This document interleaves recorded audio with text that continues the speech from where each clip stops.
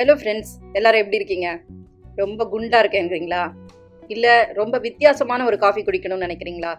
வாங்க, இன்னைக்கு bullet coffee, அதாவது இது ஒரு கீட்டோ டைப் காஃபி தான். செம்மையாக இருக்கும். நிறைய வீடியோஸ் பார்த்துருக்கீங்க. ஆனால் நான் பண்ணுற இந்த கீட்டோ காஃபி, அதாவது இந்த புல்லட் காஃபி எப்படி பண்ணுறதுன்னு பார்க்கலாமா? ரொம்ப குயிக்காக ஈஸியாக பண்ணிடலாம். இன்னைக்கு நான் இந்த மாதிரி ஒரு டிகாக்ஷன் வச்சு பண்ண போகிறேன். சிலர் காஃபி பவுடரும் வச்சுக்குவாங்க. சும்மா ஒரு டம்ளர் தண்ணி எடுத்துக்கணும்.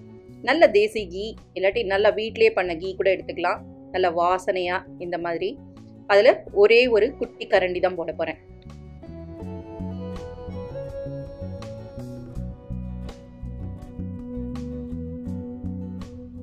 இந்த புல்லட் காஃபி ப்ரிப்பேர் பண்ணுறதுக்கு நம்ம ஒரு சின்ன ஒரு பாத்திரம் ஒன்று எடுத்து வச்சு அதில் இந்த ஒரு டம்ளர் தண்ணியை நல்லா கொதிக்க வச்சிடலாம்.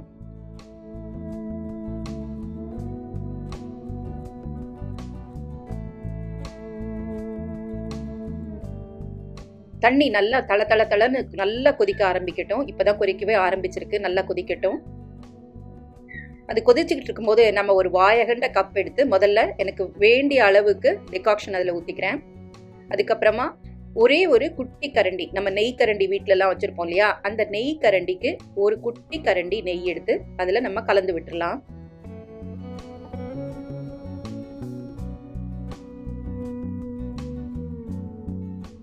ஒரு டம்ளர் தண்ணி செம்மையா இப்போ நல்லாவே கொதிக்க ஆரம்பிச்சிருச்சு. கொதிச்ச தண்ணியை எடுத்து நம்ம இப்போ டிகாக்ஷன் அண்ட் கீ போட்டிருக்க அந்த கப்ல விட்டுருவோம். நல்லா சூடா சல்லுன்னு அப்படியே ஊத்திர வேண்டியதுதான்.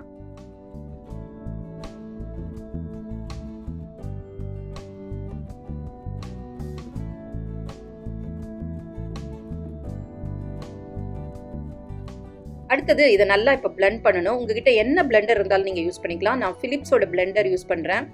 செம்மையாக சூடாக இருந்தால் கூட அப்படியே எடுத்து நம்ம கப்பில் போட்டு இந்த மாதிரி சர்ன்னு நல்லா அடிக்க வேண்டியது தான்.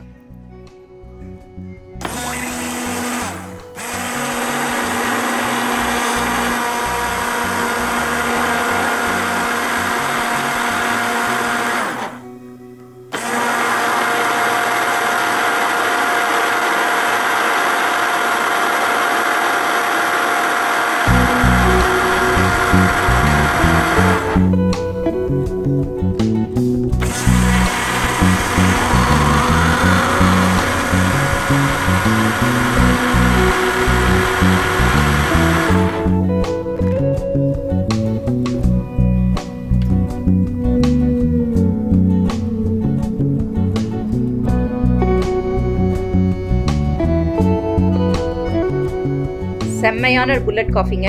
சீனி கிடையாது, பால் கிடையாது. டயட்ல இருக்கவங்களுக்கு அட்டகாசமான காஃபி. அதே சமயம் டயபெட்டிஸ்ல இருக்கிறவங்களுக்கும் சூப்பர்பான காஃபி.